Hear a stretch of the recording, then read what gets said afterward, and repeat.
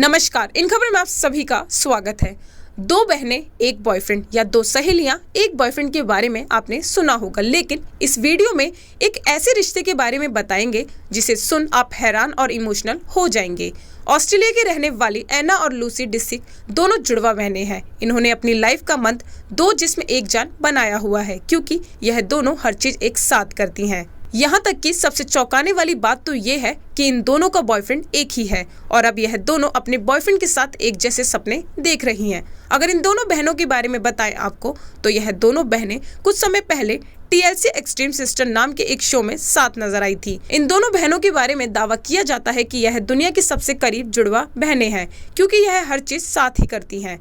और अब यह दोनों साथ ही में प्रेग्नेंट होना चाहती हैं। यह दोनों सिस्टर एक जैसी ड्रेस पहनती हैं, साथ ही वर्कआउट करती हैं, नहाती भी साथ में ही हैं और बेडरूम में एक साथ सोती हैं। और इसी कारण इन दोनों बहनों के बीच अंतर करना बहुत मुश्किल है। साथ ही इन दोनों बहनों का बॉयफ्रेंड 40 साल का बैन इन दोनों के साथ ही रहता है और यह दोनों बैन से शादी करना चाहती हैं, लेकिन ऑस्ट्रेलिया का एक कानून इनकी शादी और उनके बीच बाधा बन के परेशानी खड़ा कर रहा है। लूसी और एना की मुलाकात बैन से 2012 में हुई थी और बैन को देखते ही दोनों बहनें उसकी ओर आकर्षित हो गई थी। अब दोनों बैन से शादी कर एक साथ प्रेग्नेंट होना चाहती हैं, लेकिन ऑस्ट्रेलिया मैरिज एक्ट 1961 के मुताबिक एक ही शख्स दो शादियां नहीं कर सकता है। रियलिटी टीवी शो पर इस बारे में बात करते हुए दोनों बहनें काफी इमोशनल हो गई थी, क्योंकि वे काफी समय से शादी करने की तैयारी कर रही हैं। लूसी ने इस बारे में बात करते हुए कहा कि एक बॉयफ्रेंड होने का मतलब हम तीनों एक साथ रह सकते हैं, रिश्ते में कोई दूरी नहीं होगी। लूसी और एना ने यह भी बताया कि हमने बैन को शुरुआत में ही बता दिया था कि हम आएंगे तो एक ही पैकेज में, तुम यह उम्मीद मत करना कि हम में से किसी एक को चुन सकते हो। इस पर बैन का कहना था कि वह उन दोनों बहन की बॉन्डिंग समझ सकता है और उसे दोनों के साथ रिलेशनशिप रखने में कोई परेशानी नहीं है। हालांकि लूसी ने बताया कि अपने रिश्ते के शुरुआती दौर में बैन काफी नर्वस रहता था, लेकिन अब चीजें बिल्कुल ठीक है। तो ऐसी ही खबर की अपडेट पर रहेगी हमारी नजर। आप देखते रहिए इन खबर चैनल को सब्सक्राइब करें।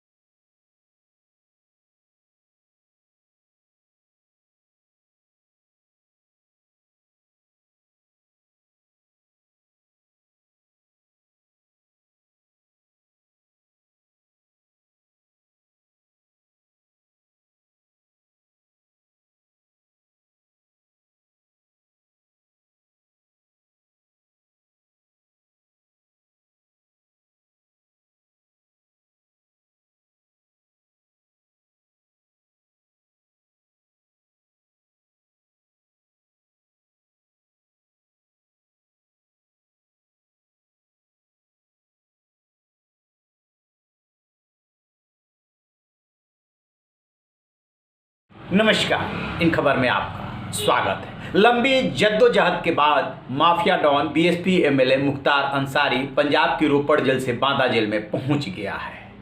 लेकिन एक बात गौर करने लायक है कि आपने मोहाली कोर्ट में पिछले दिनों पेशी के दौरान देखा होगा कि वो व्हील चेयर पे बेचारा और लाचार नजर आ रहा था। जान करके आपको ताज्जुब होगा कि जैसे ही बांदा जेल के गेट पे वो पहुंचा, अपने पैरों पे खड़ा हो गया, चलने लगा, डरा हुआ था, सहमा हुआ था। तो क्या व्हील चेयर पे जानबूझ करके वो दिख रहा था? इसमें पंजाब जेल अथॉरिटी और वहाँ का जो भी शासन प्रशासन है और माफिया मुख्तार अंसारी की मिलीभगत थी, ये दिखाने की कोशिश की जा रही थी कि बहुत ज़्यादा तबीयत खराब है, ये खड़े भी नहीं हो सकते। फिर आखिरकार बांदा जेल में चलने कैसे लगा? चूंकि जेल के अंदर का दृश्य है, इसलिए वो फोटो और वीडियो सामने नहीं आई है। लेकिन एकदम कंफर्म सोर्सेज के हवाले से है कि वो गेट के अंदर जैसे ही एंट्री लिया है, जहां से उतर करके उसको अपने सेल में जाना था, वहां से वो पैदल चल करके गया है।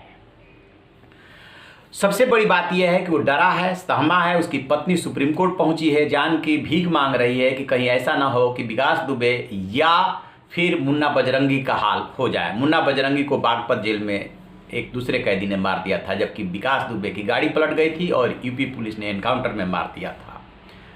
तो क्या ऐसा होने वाला है? जो परिस्थितियां हैं और जो कानून है और जिस तरीके से मामला सुप्रीम कोर्ट में गया है, उससे तो ऐसा नहीं लगता। लेकिन योगी आदित्यनाथ ने पश्चिम बंगाल के एक चुनावी सभा में साफ साफ बता दिया कि इनके साथ क्या होने वाला है। सुनिए जरा मुख्यमंत्री योगी आदित्यनाथ को। तो जैसा कि आपने योगी को सुना, साफ कह रहे हैं कि अपराधी माफिया चाहे पाताल में भी हो, हम ढूंढ करके निकालेंगे। अब आगे की रणनीति क्या है योगी सरकार का प्लान? तो 52 मामले हैं उत्तर प्रदेश में माफिया डॉन के खिलाफ। उसमें से 15 ऐसे मामले हैं जो ट्रायल के एडवांस लेवल पे है और उसमें ट्रायल जल्दी से जल्दी पूरा कराना है, यानी स्पीडी ट्रायल की दरकार है और ये अपने हश्र को प्राप्त हो जाएंगे। तो अब यूपी सरकार की प्लानिंग यही है कि इसको कैसे स्पीडी ट्रायल किया जाए और सबूत जो है उसके खिलाफ पुख्ता पेश किया जाए।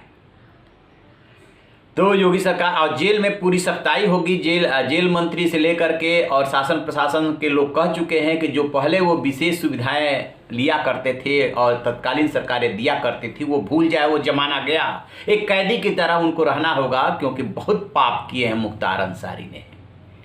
अब व्हील चेयर पे बारी थी मध्य प्रदेश के गृह मंत्री हैं नरोत्तम मिश्रा की। उन्होंने कमेंट किया, कहा कि आजकल व्हील चेयर कुछ स्पेशल उसमें इस्तेमाल हो रहा है पैच, कि आजकल व्हील चेयर जो है जानबूझ करके इस्तेमाल किया जा रहा है। एक मार की डर से व्हील चेयर पे है तो दूसरा हार की डर से। उनका जो तंज था वो माफिया मुख्तार अंसारी के साथ साथ पश्चिम बंगाल की मुख्यमंत्री ममता बनर्जी को लेकर के था, क्योंकि वो भी आजकल व्हील चेयर पे घूम रही है। आपको याद होगा पिछले दिनों एक हादसे में उन्हें चोट लग गई थी, उसके बाद उनका इलाज हुआ अस्पताल में, फिर वो व्हील चेयर पे ही चुनाव प्रचार कर रही हैं। खैर, ये तो राजनेता हैं, राजनेता अपने हिसाब से बातें करते हैं, लेकिन हम बात कर रहे थे माफिया मुख्तार अंसारी की। कितने पाप किए हैं। कृष्णानंद राय की हत्या से लेकर के सच्चिदानंद राय 1988 में सच्चिदानंद राय की हत्या करके इसने जुर्म की जराइम की दुनिया में कदम रखा था और उसके बाद जो आगे बढ़ता गया, पीछे मुड़ करके नहीं देखा। चाहे वो बनारस के कोयला व्यापारी का अपहरण, वो हत्या फिरौती की वसूली हो, कृष्णानंद राय की हत्या हो, या फिर सच्चिदानंद राय की हत्या हो, या मऊ के जो ठेकेदार थे उनकी हत्या हो, बहुत सारी हत्याओं का पाप जो है मुख्तार अंसारी के सिर पे है। बहुत सारी रंगदारी के मसले हैं, अपहरण के मसले हैं और वही अब 15 मामले हैं जिनको कि उन्हें भुगतना है। उसमें सबूत यूपी सरकार पेश करेगी। आपको बता दें कि कृष्णानंद राय हत्या मामले में निचली अदालत से न सिर्फ मुख्तार अंसारी बल्कि सारे जो आरोपी थे वो बरी हो गए थे, क्योंकि सबूत नहीं मिला था और सबूत एक सीडी की वजह से जो है आकर के वहीं पे सुई अटक गई थी। दरअसल मुख्तार अंसारी ने जेल में रहते हुए अभय सिंह नामक अपने दोस्त को फ़ोन किया था कि वहाँ पे गोली चल रही है। फिर दोनों से फ़ोन पे बातचीत होती है। बातचीत में अभय सिंह पूछता है एक तरफा चल रही है या दोनों तरफ से चल रही है, तो उसके जवाब में जय श्री राम ये बोलता है। फिर आगे बोलता है कि काट लिन्ही मुट्ठी में, यानी कि कृष्णानंद राय जो चोटी रखा करते थे, उसको राकेश पांडे और हनुमान पांडे जो पिछले दिनों मुठभेड़ में मारा गया था, उस हत्याकांड में शामिल था, उसने उनके मरने के बाद उतर करके और जो है कैंची से वो चोटी काटी थी, उसी का वो जिक्र कर रहा है।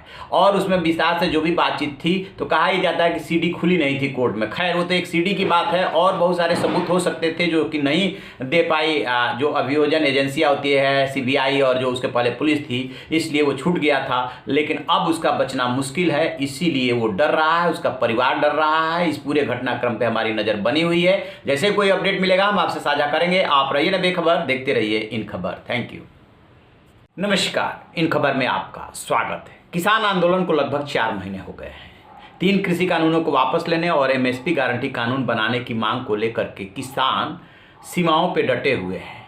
खास तौर से गाजीपुर, टिकरी, सिंघू बॉर्डर पे जो है किसान डटे हुए हैं। गर्मी आ गई है, फसल कट रही है, किसानों की भीड़ खत्म हो गई है, लेकिन उनका हौसला कमज़ोर नहीं पड़ा है। इसी बीच कोरोना की दूसरी लहर शुरू हो गई है और यहीं से किसानों को डर सताने लगा है। खास तौर से बीकेयू लीडर प्रवक्ता राकेश टिकैत को, क्योंकि वो किसान नेताओं में से इकलौते ऐसे नेता हैं जो पश्चिम बंगाल से लेकर के राजस्थान, गुजरात तक का दौरा कर रहे हैं और अपनी सभाएं कर रहे हैं। ये बात अलग है कि राजस्थान और गुजरात में उन पे हमले हुए, लेकिन उन हमलों से उनका हौसला कम नहीं हुआ। लेकिन एक वजह से वो डरे हुए हैं। वजह क्या है? वजह यह है कि उन्होंने शाहीन बाग आंदोलन का हश्र देखा है। वो साफ साफ अब बोल रहे हैं कि कोरोना की आड़ लेकर के सरकार जो है किसान आंदोलन खत्म करा सकती है।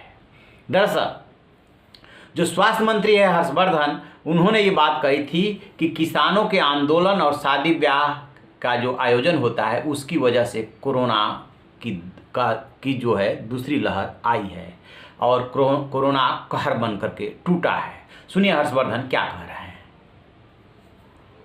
तो जैसा कि आपने सुना, और यहीं से राकेश टिकैत का डर शुरू हो रहा है। राकेश टिकैत उन हमलों से नहीं डरे जो उन पे अलवर में या गुजरात में हुआ। राकेश टिकैत पश्चिम बंगाल गए, अपेक्षित सफलता मिली नहीं मिली उस चीज़ से भी विचलित नहीं हुए। वो कह रहे हैं कि हम 2023 तक आंदोलन के लिए तैयार है। लेकिन 2 चीज़ें ऐसी है जिससे वो परेशान है। एक तो कोरोना की दूसरी लहर जिसकी आड़ में पुलिस और सरकार एक्शन ले सकती है, और दूसरी बात ये आ रही है कि जो संयुक्त किसान मोर्चा है उसमें कहीं ना कहीं मतभेद उभर आए हैं। वो मतभेद का कारण यह है कि जो किसानों के संगठन है, उनका जो एक मोर्चा बना है, उनके नेताओं का मानना है कि हम राजनीति करने नहीं आए, हम किसानों की मांग मनवाने के लिए आए हैं। लिहाजा राकेश टिकैत को चुनावी सभाएं नहीं करनी चाहिए। लेकिन राकेश टिकैत मान नहीं रहे हैं। तो एक तो यहाँ से भी फर्क पड़ रहा है, उनके प्रति नाराजगी उपज रही है। और दूसरी जो है कोरोना की लहर, तो कोरोना की लहर में वो शाहीन बाग का उदाहरण दे रहे हैं। आपको याद होगा 2019 दिसंबर में ये आंदोलन शुरू हुआ था शाहीन बाग में, और मुद्दा था जो कानून पास हुआ था CAA, उसको लेकर के। और वो आंदोलन जो है 100 दिन से अधिक चला था। लेकिन मार्च 2020 में जैसे ही कोरोना का कहर टूटा, वैसे ही पुलिस ने उस आंदोलन को खत्म करा दिया था। सुप्रीम कोर्ट में मामला गया था। सुप्रीम कोर्ट ने भी कहा था कि इस तरीके से आप सार्वजनिक रास्ते को ब्लॉक करके नहीं बैठ सकते। बोला तो किसान आंदोलन के मामले में भी है, और ये लोग भी सार्वजनिक रास्ते पे ही बैठे हैं। लेकिन चूंकि किसानों का मुद्दा है, इसलिए सरकार जो है परहेज कर रही थी। और दिक्कत जो हो रही है उस बॉर्डर के आसपास, 3-4 बॉर्डर पे जहाँ धरना दिया जा रहा है, वहाँ के आसपास रहने वाले लोगों को हो रही है।